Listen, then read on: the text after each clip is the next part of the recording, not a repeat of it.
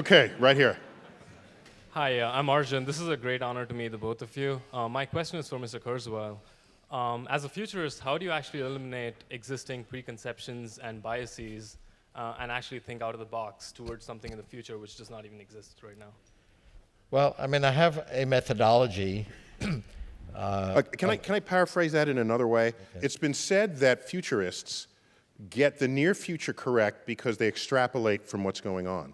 But if you go 5, 10 years into the future, things come in from different directions that were not extrapolatable 5 or 10 years prior. And so they get the 10-year, 20-year future completely wrong, even if they get the 5, 10-year future completely Well, there's a right. reason for that, and it has to do with what I was going to say, which is the primary methodology that I've followed, and which I realized 30 years ago, is that the price, performance, and capacity of information technology progresses in an exponential manner.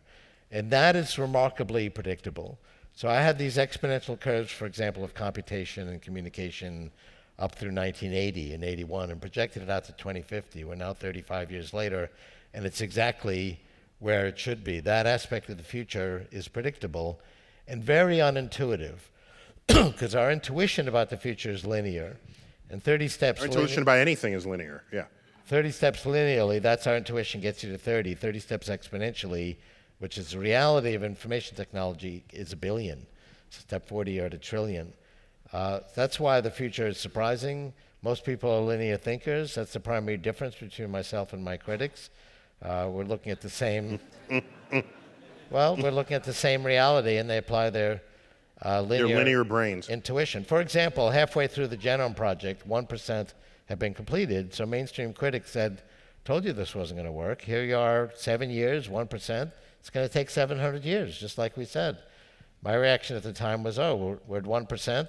We're almost done, because 1% is only 7 doublings from 100%. And indeed, it was finished 7 years later, and that's continued since the end of the Genome Project. So that's the nature of the reality of information technology. But information technology is not just this little sector. It's taking over everything.